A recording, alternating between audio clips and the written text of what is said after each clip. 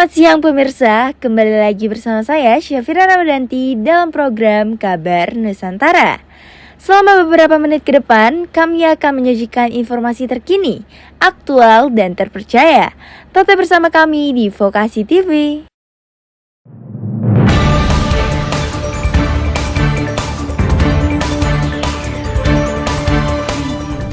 Pada hari Kamis 30 Maret 2023, mahasiswa dari sejumlah kampus yang tergabung dalam Badan Eksekutif Mahasiswa Seluruh Indonesia menggelar aksi demo menolak Undang-Undang Cipta Kerja di depan gedung DPR RI.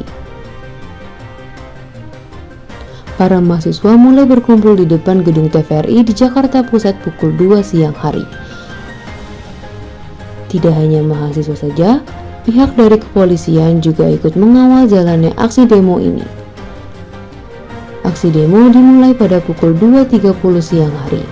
Pada saat demo dimulai, 2 orang mahasiswa melakukan orasi penuh semangat perjuangan yang diikuti oleh para mahasiswa lainnya sepanjang jalan menuju gedung DPR RI, bahkan di bawah rinai hujan.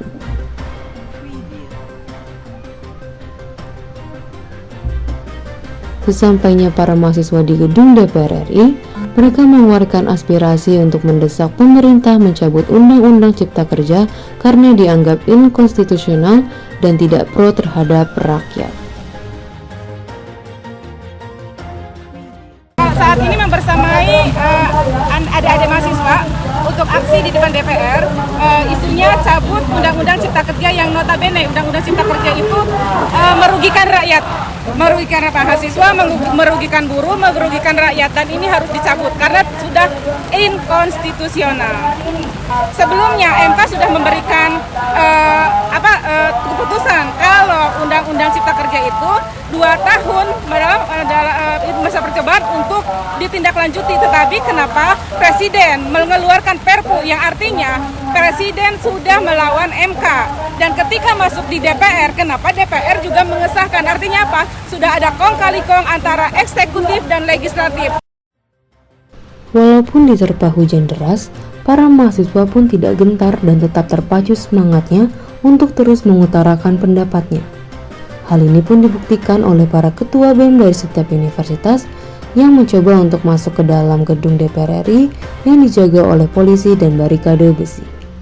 Aksi massa yang kita laksanakan hari ini itu tidak hanya terpusat di nasional, tapi ada di beberapa daerah di seluruh Sumatera, di beberapa daerah di Jawa, dan beberapa daerah lainnya gitu. Kita sama-sama menyuarakan terkait penolakan Cipta Kerja ini gitu. Harapannya Dewan Perwakilan Rakyat selaku perwakilan rakyat di dalam sana mampu untuk mendengarkan suara-suara aspirasi rakyat dengan mencabut undang-undang tersebut, Cipta Kerja tersebut. Setelah melakukan aksi demo, para mahasiswa berharap aspirasinya dapat didengarkan oleh pemerintah untuk mengganti kebijakan serta mengubah keputusan seadil-adilnya untuk kesejahteraan masyarakat Indonesia, terutama orang-orang yang terkena dampak atas pengesahan UU Cipta Kerja ini.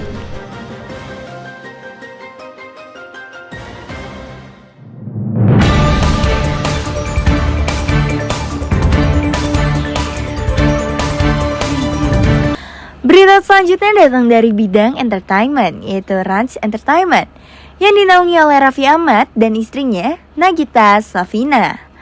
Di mana mulai dari 1 April hingga 9 April 2023, Rans Entertainment menggelar festival kuliner Indonesia yang bernama Jajarans Festival. Acara ini diselenggarakan di stasiun BNI City pada pukul 3 sore hingga 10 malam, yang pastinya menarik dan seru.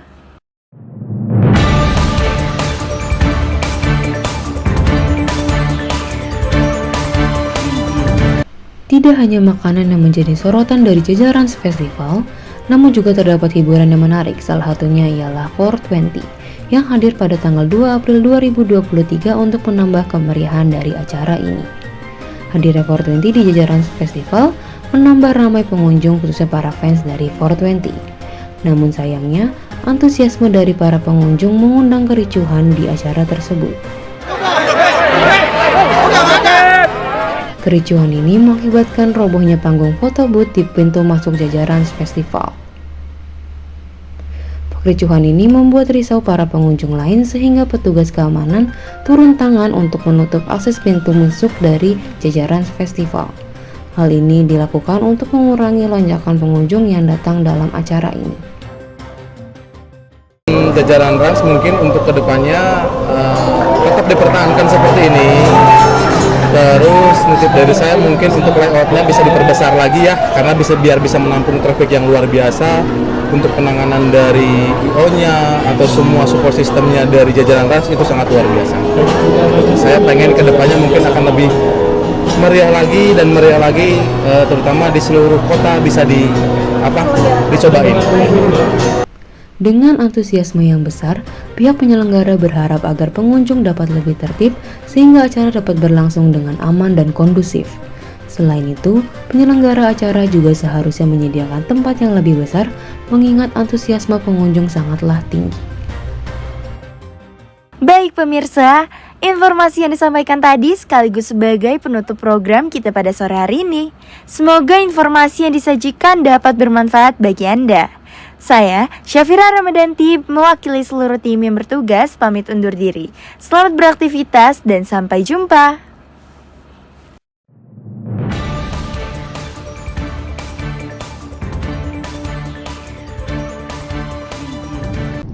Selamat sore pemirsa, kembali lagi bersama saya Indira Syafitri dalam program Kabar Nusantara. Selama beberapa menit ke depan, kami akan menyajikan informasi terkini, aktual dan terpercaya. Tetap bersama kami di Vokasi TV.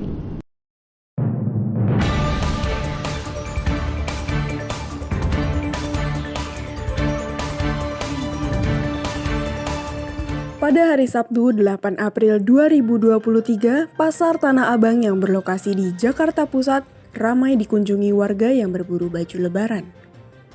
Saking padatnya, lalu lintas di sekitar lokasi Tanah Abang mengalami kepadatan. Puluhan mobil, motor, hingga angkot terlihat terjebak dalam kemacetan. Suara klakson saling beradu dibunyikan pengendara yang terjebak macet. Hal ini makin diperparah dengan banyaknya para oknum yang menyediakan parkir liar di trotoar dan sekitar jalan Pasar Tanah Abang. Sejumlah petugas Dinas Perhubungan dan Kepolisian terlihat di lokasi dan mencoba mengatur lalu lintas agar kemacetan tidak semakin parah. Ya pasti macet ya ngaruh ya, tapi ya nggak apa-apa lah, yang penting kan sama-sama menguntungkan gitu, itu aja nih, sama-sama mencari rezeki gitu aja. Walaupun kepadatan memenuhi Pasar Tanah Abang, para warga tetap ramai mengunjungi dan berburu pakaian mulai dari baju koko, gamis, kerudung, mukena, dan berbagai macam jenis pakaian lainnya.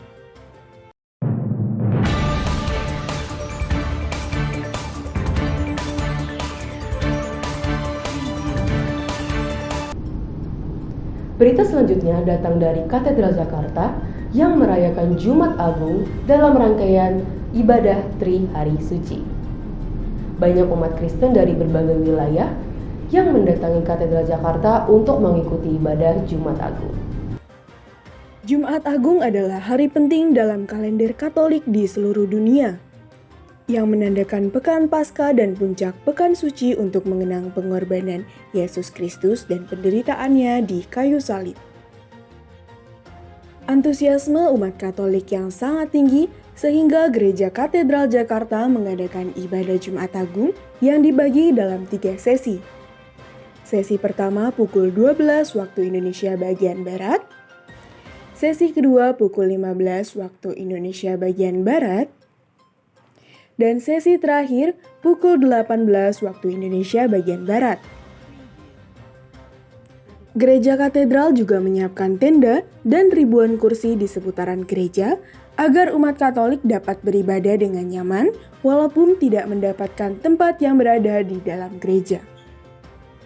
Bagi umat yang mau beribadah di misa Tri Hari Suci Paskah itu, mereka membuka semacam buat kayak lebih booking tempat gitu di linknya Instagramnya Gereja Katedral ini. Nah di situ mereka memberikan kesempatan para umat-umat selain umat di luar umat katedral, mereka punya kesempatan untuk beribadah di dalam ruangan katedral juga. Dalam melaksanakan rangkaian kegiatan ibadah, Gereja Katedral tetap menerapkan protokol kesehatan dan juga wajib menggunakan masker. Para jemaat juga mengikuti prosesi ibadah dengan hikmat.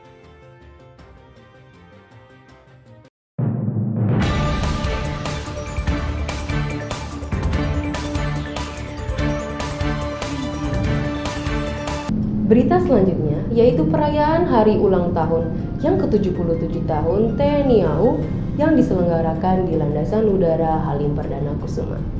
Baik, Nabila Putri Anggraini di Landasan Udara Halim Perdana Kusuma akan memberikan laporan pandangan mata terkait kondisi perayaan HUT TNI AU pada hari ini.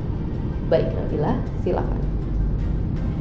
Baik pemirsa, saya Nabila Putri Anggraini. Saat ini saya sedang berada di Landasan Udara Halim Perdana Kusuma. Pada saat ini sedang diberlangsungkan acara upacara memperingati hari ulang tahun ke-77 TNI Angkatan Udara. Pada saat ini sedang diberlangsungkan beragam atraksi dari TNI AU, dimulai dari atraksi terjun payung, pesawat udara, dan juga upacara itu sendiri. TNI AU saat ini memiliki tema profesional, tangguh, dan modern sebagai angkatan udara yang disegani di kawasan. Acara ini juga dimeriahkan dengan beragam antusiasme dari masyarakat itu sendiri. Sekian informasi yang dapat saya sampaikan, kembali ke studio. Acara peringatan HUT TNI Angkatan Udara ini digelar di Halim Perdana Kusuma pada Minggu 9 April 2023. Berbagai demonstrasi atau atraksi udara ditampilkan oleh prajurit TNI AU kepada masyarakat. Acara HUT TNI AU dibuka pada pukul 7.30 waktu Indonesia bagian Barat. Acara dibuka dengan baris berbaris pasukan ke lapangan upacara dan kemudian dilanjutkan dengan pemanggilan komando upacara yang dipimpin oleh Letkol PNB Pugu Yulianto. Setelah selesai upacara, berbagai atraksi dimulai dari prajurit TNI Angkatan Udara yang melakukan terjun payung. Beberapa di antaranya ada yang terjun sambil mengibarkan bendera TNI, bendera Komando Pasukan Gerak Cepat, dan bendera merah putih. Atraksi dilanjutkan dengan aksi pesawat tempur udara yang melintas di udara Halim sambil membentuk formasi angka 77 dan beberapa atraksi helikopter lainnya. Rasanya datang ke sini gimana Pak? Apakah senang melihat atraksinya atau bagaimana? Senang banget, ceria dah. Kalau adanya gimana, Dek? Adiknya senang, emang senangnya kayak gitu. Kalau ibunya Cuma sendiri? pakai airplug jadi. Oh iya, pakai airplug ya. Biar gak takut kan bunyinya kencang. Oh iya, betul-betul. Banyak warga datang memadati area di sekitar Lanut Halim Perdana Kusuma. Sinar terik matahari tak menyurutkan semangat warga memenuhi Lanut Halim Perdana Kusuma. Antusias masyarakat makin terasa saat sorakan kagum dilontarkan saat atraksi dan manuver dimainkan. Sebagai pasukan defile persiapannya apa aja ya Mas? Selama kurang lebih 1 minggu kami dikirim ke Jakarta dari Jogja untuk berlatih defile seperti langkah tegap untuk memberikan penghormatan kepada Panglima TNI Angkatan Udara. Untuk antusiasme dari Masnya sendiri bagaimana Mas? Untuk antusiasnya saya sangat ingin sekali kesini karena sebelum kesini kami ditunjuk atau dipilih dan diseleksi dari pimpinan kami agar di sini menghasilkan langkah defile yang lebih baik. Perayaan ini menjadi peringatan terhadap jasa dari para TNI AU Republik Indonesia. Untuk itu dengan adanya perayaan ini, diharapkan TNI AU semakin maju dan jaya.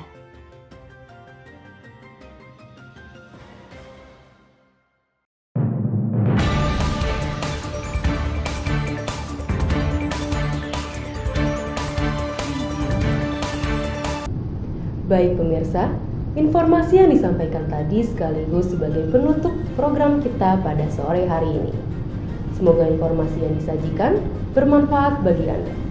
Saya Indira Syafitri mewakili seluruh tim yang bertugas, pamit undur diri. Selamat beraktivitas dan sampai jumpa.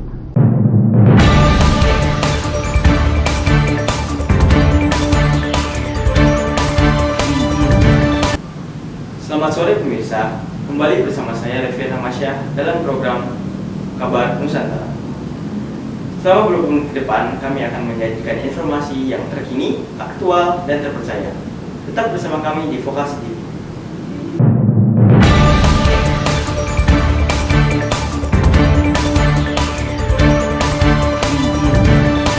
Berita pertama datang dari Jakarta. Ribuan buruh menggelar aksi demo atau May Day yang diselenggarakan di depan Patung Kuda Monumen Nasional Jakarta Pusat. Baik, Nabila Putri Anggraini akan menyampaikan laporan pandangan mata terkait kondisi perayaan demo buruh hari ini. Silakan Nabila. Terima kasih Revian. Baik pemirsa, saya Nabila Putri Anggraini. Saat ini saya sedang di depan Patung Kuda, tepatnya di Monas, Jakarta Pusat. Saat ini sedang diberlangsungkan aksi untuk memperingati Hari Buruh. Diperkirakan sekitar 50.000 orang mengikuti aksi ini. Setidaknya terdapat 6 tuntutan yang disampaikan oleh Said Iqbal yang merupakan Presiden Partai Buruh Indonesia. Sekiranya itu yang dapat saya sampaikan, kembali ke studio. Aksi buruh atau May Day ini tidak hanya berada di Jakarta, tetapi dilakukan secara serempak di beberapa provinsi yang berada di Indonesia. Dalam demo ini, para buruh menyuarakan 6 isu atau tuntutan.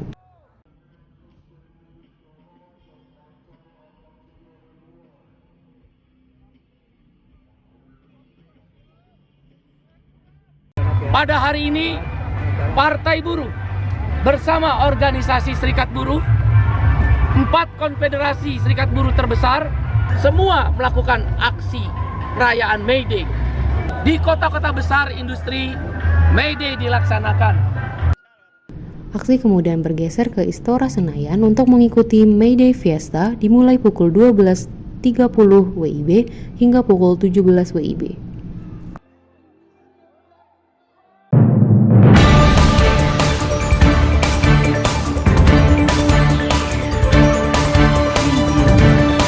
Pemerintah Kota Bogor menutup Jalan Oto Iskandar Pinata atau Otista selama kurang lebih 8 bulan.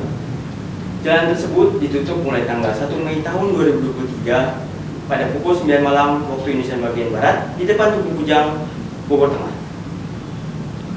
Penutupan jembatan Otista dan penerapan rekayasa lalu lintas diberlakukan pada malam hari karena diperkirakan masih akan ada arus masuk ke Kota Bogor baik arus mudik maupun liburan panjang yang kemungkinan masih akan masuk sampai sore hari di Kota Bogor. Saat ini, pemerintah Kota Bogor akan merevitalisasi jembatan Otista yang akan dibangun dengan konstruksi baru dan diperlebar untuk kelancaran arus lalu lintas. Jembatan yang sudah ada sejak zaman Belanda tersebut kerap memicu kemacetan di Kota Bogor karena terjadi bottleneck. Menjelang penutupan jalan tersebut, Kepolisian Bogor Kota melakukan pengamanan jalan di sekitar Otista. Tidak hanya itu, Wali Kota Bogor Bima Arya ikut hadir untuk mengecek dan melihat secara langsung jalan Otista saat ditutup. Mengingat besok pagi adalah hari pertama masuk kerja dan juga sekolah, maka akan ada penyesuaian selama 1 minggu. Sekolah-sekolah akan masuk di jam 8 pagi selama 1 minggu. Kita harap nanti warga bisa menyesuaikan semua. Pagi ini juga kami akan terus patroli untuk memastikan semua berjalan dengan rencana.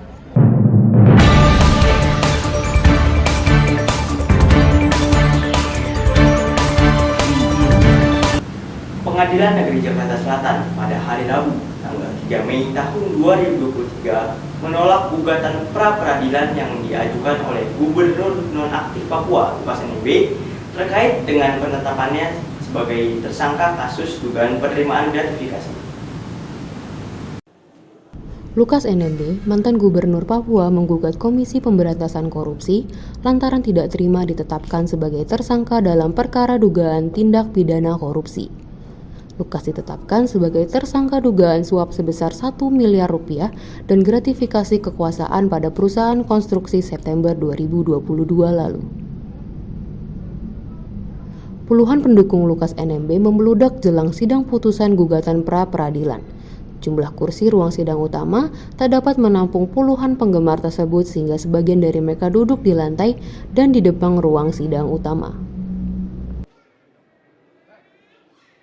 Hakim Tunggal Hendra Utama Sutardodo yang menangani kasus ini memutuskan semua gugatan pemohon ditolak karena tidak berdasarkan hukum. Hakim menilai penetapan tersangka telah sesuai prosedur hukum. Menurut Perma dan putusan Mahkamah Konstitusi, putusan pra-peradilan itu final. Karena administrasinya hakim berpendapat begitu ya kita terima. Mudah-mudahan ya hakim membuat putusan ini ya suatu saat tidak kena kasus apa saja. Kalau seseorang dituduh melakukan penyalahgunaan jabatan, tidak dibawa ke kasus suap atau gratifikasi. Karena fokus pemeriksaan suatu kasus itu menurut undang-undang perintahnya apa itu yang dilakukan.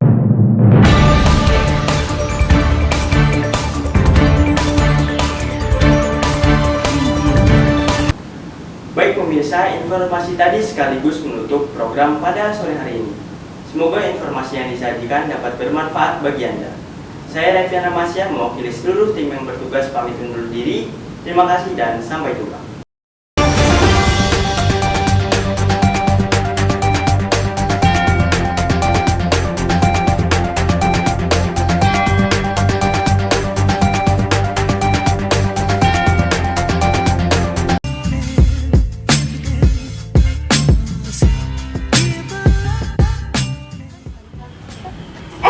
Jangan dibuang. Lihat ini deh, Bapenda lagi ngadain event. Kamu bisa dapetin hadiah motor loh. Gimana caranya? Caranya, kamu tinggal foto bil kamu, scan barcode di sini, isi linknya, nomor WhatsApp aktif kamu, dan jangan lupa di-submit ya.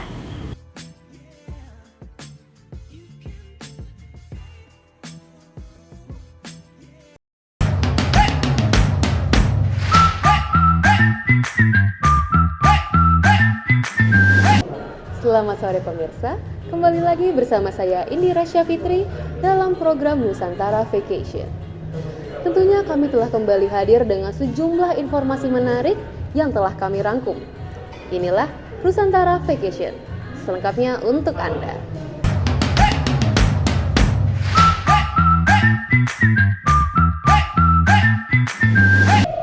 Museum adalah salah satu destinasi wisata yang ramai dikunjungi oleh generasi milenial.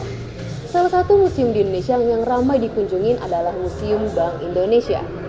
Museum Bank Indonesia merupakan cagar alam peninggalan The Java Bank yang dibangun pada 1828. Penasaran? Nusantara Vacation merangkumnya selengkapnya untuk Anda. Halo teman-teman Nusantara Vacation. Aku, Syafira Rabadati, ingin mengajak kalian semua untuk menjelajahi salah satu museum yang terdapat di Jakarta Barat, Indonesia. Tepatnya, Museum Bank Indonesia. Museum ini didirikan tahun 2009 oleh Bank Indonesia. Museum ini juga terdapat informasi mengenai perbankan di Indonesia. Yuk ikuti aku untuk jelajahi Museum Bank Indonesia.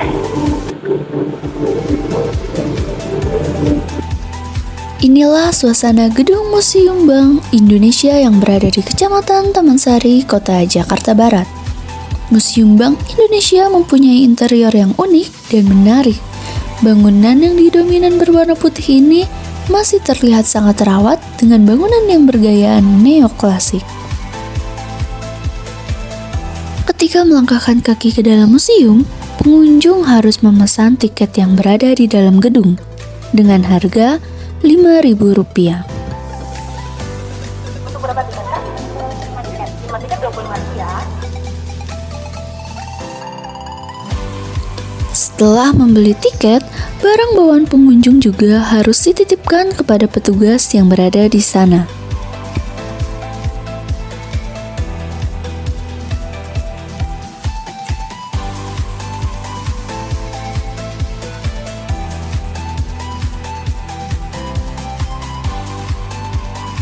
Saat memasuki museum, pengunjung seperti melewati lorong waktu yang terdapat sebuah teater di dalamnya. Sayangnya, teater ini hanya dibuka pada waktu-waktu tertentu saja.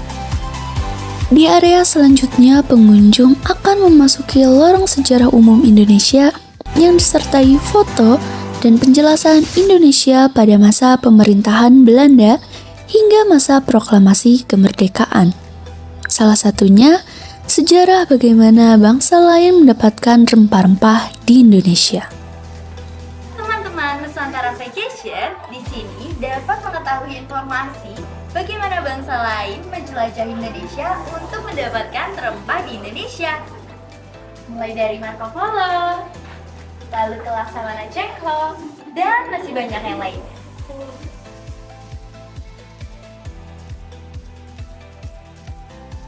Museum Bank Indonesia sangat menarik karena pada tiap ruangan periodiknya menampilkan salah satu momen bersejarah di Indonesia, mulai dari sudut pandang perekonomian. Teman-teman Nusantara Vacation, di sini banyak sekali terdapat diorama yang menjelaskan tentang sejarah perbankan di Indonesia. Mulai dari masa penjajahan Belanda, penjajahan Jepang, hingga masa reformasi. Semua informasi tersebut tersedia di Museum Bank Indonesia. Pengunjung juga bisa merasakan nuansa zaman Belanda karena pada dinding, lantai, maupun bagian halaman masih menggunakan bahan-bahan dari zaman Belanda. Museum Bank Indonesia dibangun dengan tujuan untuk menyajikan beragam informasi tentang peran Bank Indonesia. Salah satunya, masalah rupiah yang terjun bebas pada saat itu. Pada tahun 1997 hingga 1998, di Indonesia ini rupiah sempat terjun bebas. Museum Bank Indonesia menyediakan ilustrasi untuk hal tersebut. Yuk kita intip.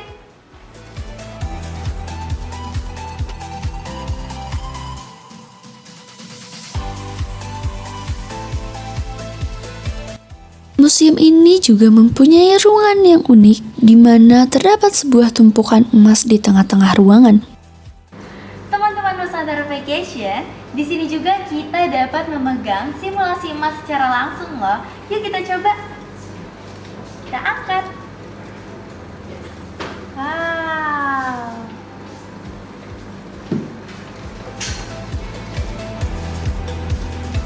Tidak hanya ruangan tumpukan emas, di museum ini juga terdapat berbagai macam mata uang di berbagai dunia. Nah, di sini juga ada koleksi mata uang mancanegara. Salah satunya Argentina. Yuk kita lihat. Wow.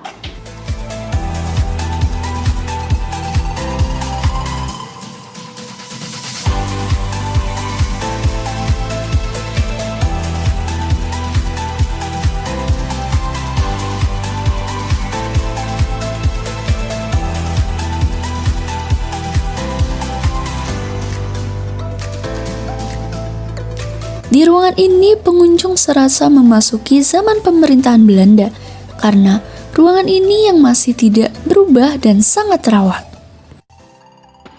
Teman-teman Nusantara Vacation, Museum Bank Indonesia menyediakan diorama tentang ruang direksi. Bagaimana di sini diceritakan tentang keseharian para direksi untuk menjalankan tugasnya.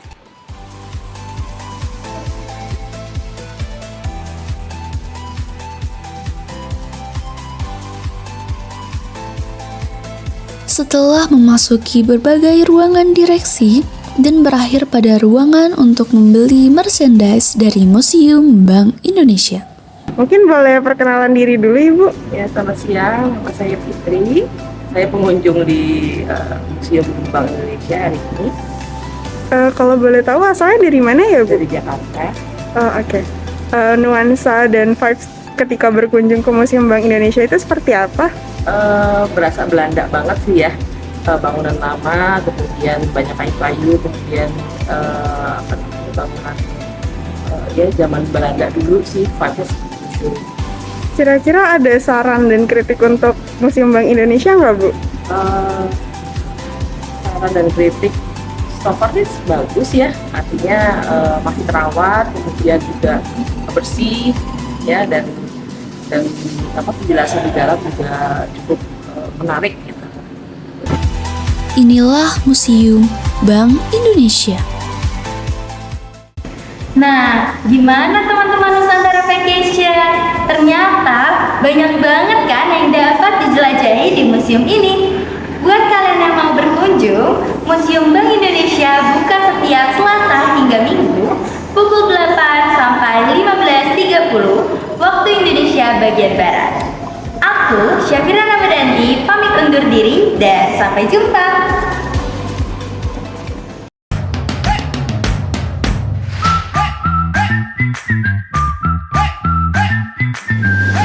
Menikmati akhir pekan bersama pasangan, teman, atau keluarga sangat cocok dilakukan di tempat yang hijau, seperti pertanian. Salah satu tempat pertanian dengan hamparan sawah yang luas dan menyegarkan mata yaitu di Kampung Tematik Mulia Harja. Penasaran? Nusantara Vacation merangkum selengkapnya untuk Anda. Begini liputannya. Halo teman-teman Nusantara Vacation. Aku, Syafira Ramadanti, ingin mengajak kalian semua untuk menjelajahi Kampung Tematik Mulia Harja. Kampung ini memiliki lahan pertanian yang sangat luas dan juga memanen padi organik dan non-organik. Mau tahu kelanjutannya? Yuk ikutin aku.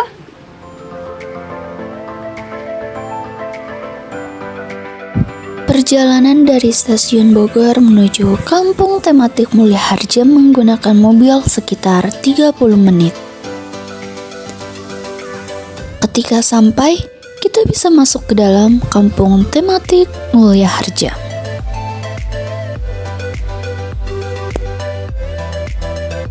Kampung Tematik Mulia Harja menghadirkan sawah di pinggir kota Bogor, yaitu di kelurahan yang terletak di Kecamatan Bogor Selatan, Kota Bogor.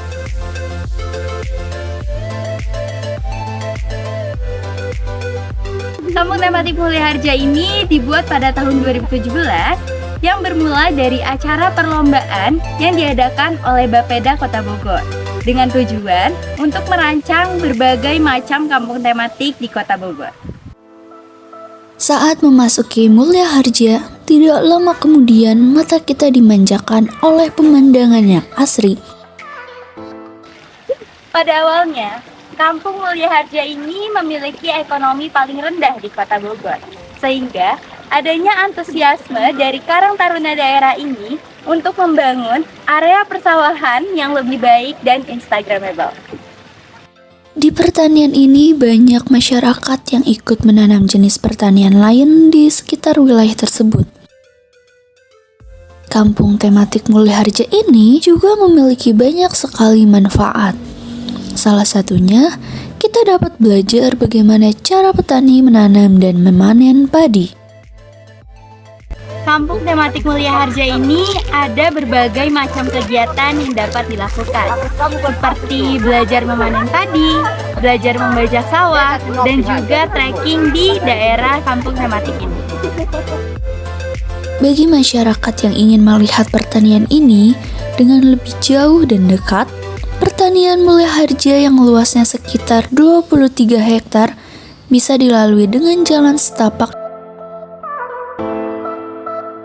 Alhamdulillah banyak kemanfaatannya. Pertama-tama yang unggulannya itu dah pertanian padi organik. Padi organik itu ya yang dulunya tidak dikenal, alhamdulillah sekarang udah banyak manfaatnya untuk masyarakat sini, untuk yang mengelola juga. Kan tadinya yang mengelola saya berhubung sekarang hebat anak-anak muda yang dokin, anak-anak muda Kopepa.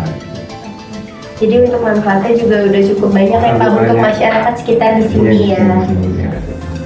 Lalu untuk yang kedua, gimana sih Pak sistem pertanian di Mulia Harja? Apakah milik perorangan atau satu dari kepalanya gitu atau gimana? Kalau milik perorangan, ini karena kan milik perorangan ada yang ngelola 2.000, ada 3.000 per meter itu. Hamparannya semuanya ada 23 hektar.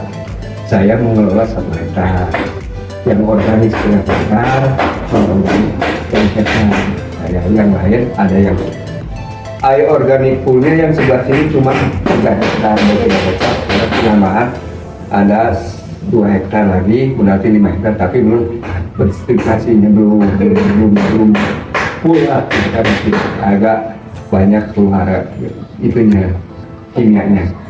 Tapi kalau misalnya untuk hasil dari panennya nih, padinya sudah dipanen, itu untuk konsumsi sendiri atau diperjualbelikan? Kebetulan yang selainnya dari saya itu dikonsumsi. Kalau organik full semua dijual. Kalau punya saya kan. Dan kelas organik itu dijual. Yang punya saya, yang punya lain dikonsumsi. Kalau organik saya dimakan juga. Di pertanian Mulia Harja ini juga menyediakan padi organik dan anorganik bagi masyarakat. Kampung pertanian ini dapat memenuhi kebutuhan pangan masyarakat dengan cara yang ramah lingkungan. Di kampung tematik Mulia Harja ini memiliki padi organik dan non-organik yang tidak dapat dilihat secara jelas melalui fisiknya. Tetapi, banyak sekali perbedaan yang terdapat dari padi organik dan non-organik.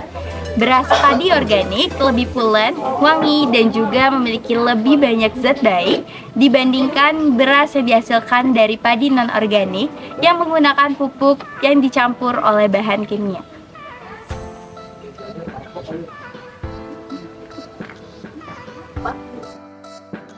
Kampung tematik Mulia Harja tidak hanya menyediakan pertanian dan edukasi, tetapi juga berperan aktif dalam memajukan perekonomian masyarakat sekitar.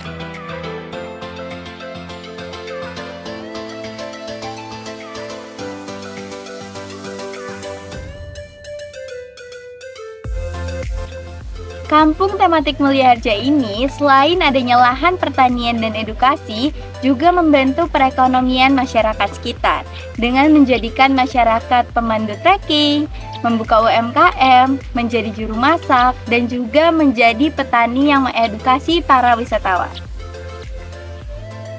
Nah, itu dia berita terkait kampung tematik Mulia Harja yang asri dan hijau.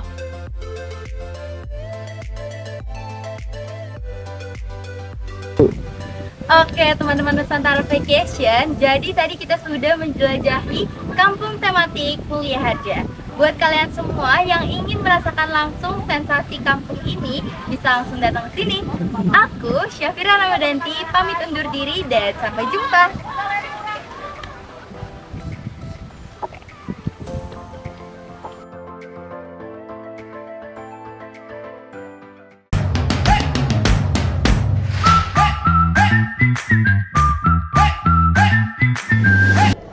Di balik gerakan tari yang memukau, penampilan panggung yang menakjubkan, terdapat sosok yang menginspirasi banyak penari generasi muda. Sosok ini adalah pemilik sanggar tari yang dengan dedikasi seluruh hidupnya mengembangkan bakat-bakat tari dan menciptakan suatu ruang bagi kreativitas dan ekspresi diri. Mari kita telusuri kisah inspiratif dari sosok ini yang dengan semangat dan visinya dapat mengubah kehidupan banyak orang, terutama para penari. Nah, penasaran bukan? Nusantara Vacation merangkum selengkapnya untuk Anda.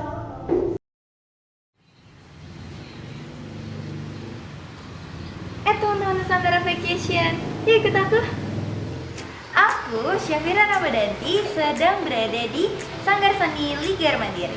Aku mau ngajak kalian semua untuk mengenal budaya tradisional Indonesia dan sosok yang mengenalkan budaya tersebut di daerah ini. Sanggar tari adalah tempat di mana bakat-bakat muda dapat tumbuh dan berkembang. Penari-penari muda dari berbagai latar belakang dan tingkat pengalaman berkumpul di sanggar untuk belajar, berlatih, dan meningkatkan keterampilan mereka semua. Sanggar Seni Linggar Mandiri memiliki sosok pendiri yang luar biasa, bernama Bu Ica. Seorang wanita yang berasal dari Ciamis ini memiliki visi yang kuat.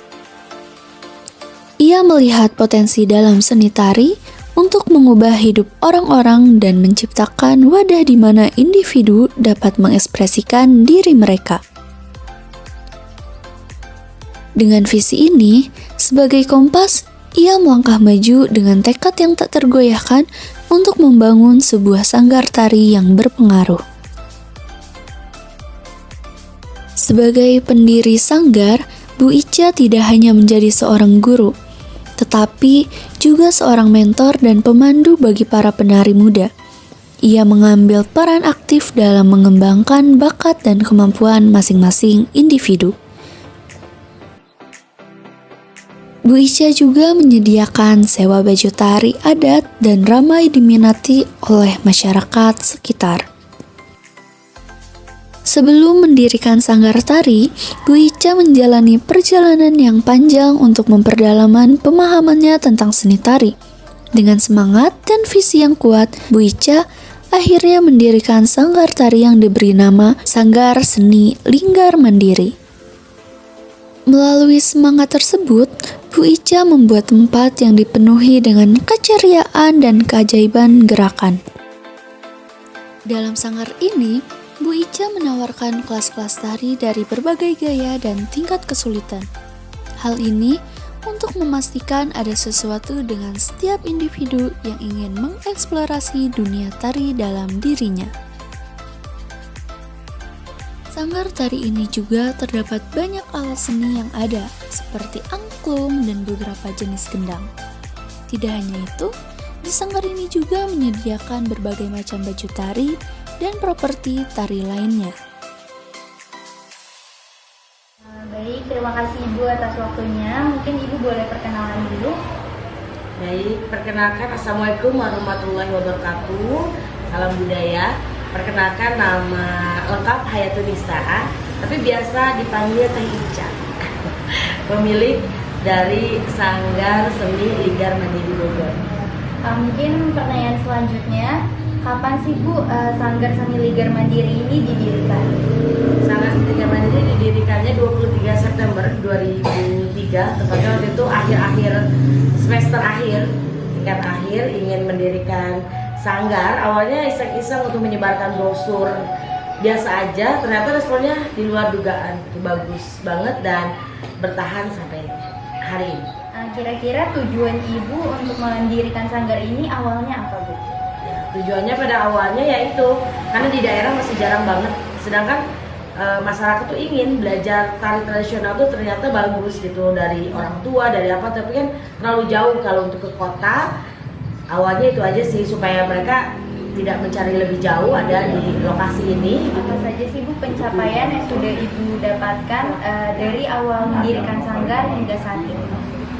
Pencapaiannya banyak. Kalau dari event untuk perlombaan banyak sekali mengikuti perlombaan baik dari tingkat sekolah maupun tingkat kota, bahkan itu pernah tingkat provinsi. Apa sih harapan Ibu terhadap para murid tari yang Ibu ajarkan di sini? Harapannya mereka tetap mencintai budayanya, tidak melupakan jati dirinya, bahwa mereka adalah anak-anak yang lahir di Indonesia dengan segala kekayaan budayanya.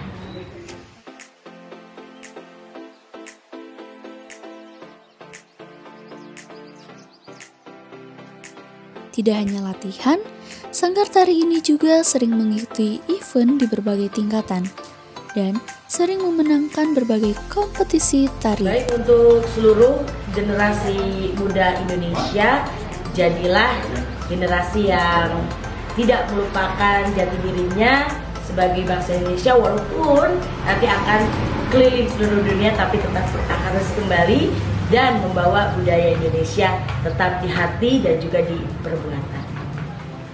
Nah, keren banget kan kisah dari sosok Ibu Ica, pendiri Sanggar Seni Linggar Mandiri. Buat teman-teman Nusantara Vacation yang mau mempelajari lebih lanjut soal budaya tradisional di Indonesia, bisa langsung datang ke Sanggar Seni Linggar Mandiri. Tepatnya di Jalan Ciamas Harapan nomor 42. Aku, Syafira Ramadhani, pamit undur diri dan sampai jumpa.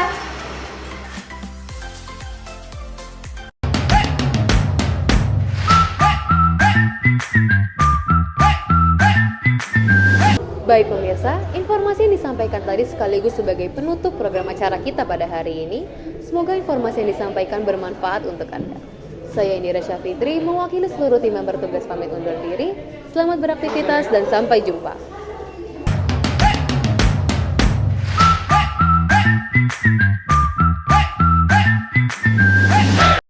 Kesiangan, telat, ngasih tugas ke dosen, malah diomelin. Duh, capek banget deh.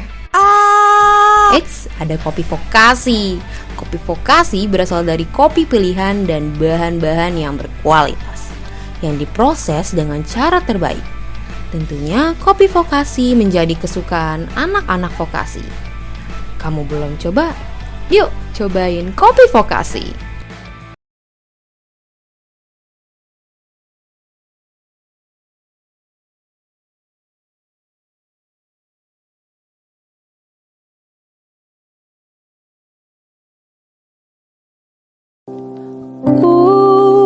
Lihat ibu pertiwi sedang bersusah hati. Air matanya berlinang, Mas intanmu terkenang.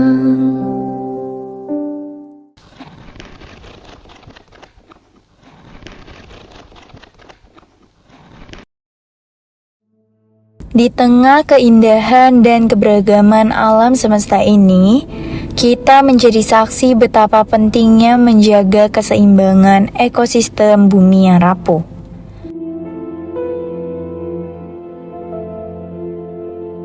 Perubahan iklim telah menjadi sorotan global, memicu keprihatinan yang semakin mendalam tentang masa depan planet kita. Perubahan iklim adalah perubahan pola dan intensitas unsur iklim dalam periode waktu yang sangat lama.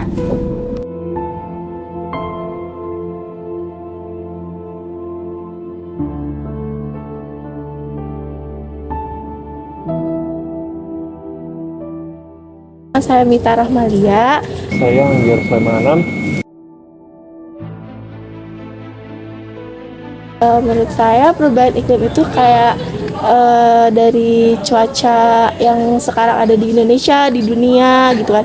Saya pernah dengar katanya sekarang itu lagi ada kebocoran sinar UV, jadi kayak mempengaruhi kayak pertaniannya, terus perikanannya, pelautan, kayak bidang pertanian di Indonesia maupun di seluruh dunia. Menurut saya perubahan iklim itu perubahan suhu atau cuaca yang terjadi dalam jangka pendek ataupun jangka panjang secara acak. Jadi mereka tuh terjadi secara tiba-tiba gitu, fluktuasi acak. Jadi kita nggak tahu kapan iklim itu sesuai dengan kemauan kita. Paling kayak cuacanya jadi ekstrim, terus kayak banyak juga yang jadi sakit, terus kayak pertaniannya juga jadi kayak ya gara-gara panas jadi berdampak jadi kurang subur, kayak gitu mungkin. Untuk dampaknya sendiri cukup banyak sebenarnya. Salah satunya membuat kita menjadi malas untuk melakukan kegiatan atau aktivitas sehari-hari. Kemudian dampak yang lainnya adalah dampak kesehatan ya, karena iklim yang tidak bisa ditebak ini atau pancaroba bisa membuat daya tahan tubuh kita menjadi jatuh atau turun, sehingga menghambat kegiatan atau aktivitas kita sehari-hari. Perubahan iklim memiliki dampak yang merusak dan meluas di seluruh dunia. Perubahan pola cuaca yang ekstrim, pencairan es di kutub utara dan selatan, menyebabkan kenaikan permukaan air laut, dan berdampak pada mengumpulnya sampah di dekat pesisir pantai. Kita bicara perubahan iklim. Di mana-mana kan di dunia climate change atau perubahan iklim itu terus digembar-gembarkan, tapi tidak ada realisasi atau suatu bentuk mitigasi dari suatu bentuk perubahan iklim itu sendiri. Mungkin orang berpikir kalau perubahan iklim itu kan jadi tambah panas gitu. Yang dulu kita rasakan, oh dulu di Bogor itu sejuk, ya sekarang panas. Nanti mungkin kedepannya lagi gerah banget gitu ya. Nah kita nggak tahu ke depan. Itulah perubahan. Tapi kalau kita bicara iklim itu suatu nilai dari akumulasi cuaca. Kalau cuaca itu adalah disebutnya dia kegiatan harian atau pengukuran harian, untuk menjadi iklim adalah akumulasi atau perhitungan berdasarkan data cuaca. Di sisi lain, perubahan iklim itu ada yang menyatakan alami atau secara umum natural atau biogenik. Secara dari sisi lain juga disebutkan sebagai antropogenik atau kegiatan manusia. Nah, kita tinggal mengacu pada sudut pandang yang mana. Apakah dari aktivitas manusia? Oke. Aktivitas alam juga oke. Jadi semuanya punya pendekatan yang benar, gitu. Memang saat ini tidak bisa kita elakkan ya, aktivitas dari perubahan iklim, penipisan ozon, itu juga aktivitas manusia, kemudian pemanasan bumi juga aktivitas dari larva atau magma yang ada dalam bumi. Semuanya berpengaruh terkait dengan perubahan iklim. Jadi ketika terjadi perubahan iklim apa, ya umumnya kalau di masyarakat terjadi peningkatan suhu. Jadi lebih umum terjadi perubahan, tapi di luar itu di sisi lain ada dampak yang besar, gagal panen, muncul penyakit-penyakit baru misalnya, atau terjadinya wabah, atau mungkin perubahan siklus angin, atau mungkin terjadinya pergeseran cuaca gitu ya. Nah, itu salah satu dari dampak perubahan iklim. Perubahan iklim adalah tanggung jawab manusia. Aktivitas kita sehari-hari, kebutuhan energi, serta keputusan yang kita ambil sebagai individu dan masyarakat secara kolektif. Ya, perubahan iklim ini adalah dari dua kata ya, ada perubahan, ada iklim. Kalau perubahan berarti adanya apa ya, entah itu yang positif atau mungkin negatif. Tapi dalam hal ini kita ketahui bersama bahwa iklim yang kita rasakan mungkin pada saat zaman kecil sampai dengan saat ini itu ada perubahan yang cukup signifikan. Kita bisa rasakan saja salah satu dari suhu. Jadi perubahan iklim adalah berubahnya atau mungkin adanya perbedaan. Salah satunya adalah, kita ambil contoh ya, ini adalah suhu yang mana mengalami peningkatan dari biasanya. Kita bisa ambil contoh misalkan di industri atau mungkin di level yang cukup tinggi gitu ya. Industri itu kan pasti mengeluarkan namanya limbah. Limbah itu hasil dari proses proses dari bahan mentah menjadi bahan jadi. Bahan mentah menjadi bahan jadi itu kan pasti ada proses yang dilakukan sehingga ada bahan samping yang dihasilkan dari produk utama yang kita inginkan. Nah, dari limbah-limbah yang dihasilkan itu biasanya limbah itu terbagi atas beberapa macam, ada limbah padat, limbah cair, sampai dengan limbah gas atau mungkin udara ya. Nah, dari ketiga limbah itulah yang bisa menyebabkan terjadi limbah. Ya, kalau di pertanian apa? Sapi mengeluarkan kotoran, kemudian kotoran itu menghasilkan gas. Gas itu juga salah satu dampak yang menyebabkan perubahan iklim, atau mungkin dalam hal ini adalah polusi, karena dia menghasilkan gas metan. Gas metan ketika ada di udara ini akan menyebabkan atmosfer atau mungkin lapisan ozon ini akan terganggu sehingga yang kita rasakan adalah panas semakin tinggi. Jadi dampak realnya apabila misalkan dalam dia proses tubuh dan berkembangnya biasanya idealnya itu ada di suhu misalkan 28 derajat Celcius, tapi dengan adanya perubahan iklim sampai mungkin 30 atau bahkan mungkin di India sekarang 43, 44 ya, itu akan terjadi perubahan mekanisme di dalam tubuh anak. Dengan cara apa? Yang bisa kita lihat secara langsung adalah misalkan dia nggak mau berbuah, atau bahkan berbuahnya itu jantan semua, tidak bisa menghasilkan bunga betina. Nah, itu adalah salah satu dampak yang kita rasakan di perkebunan.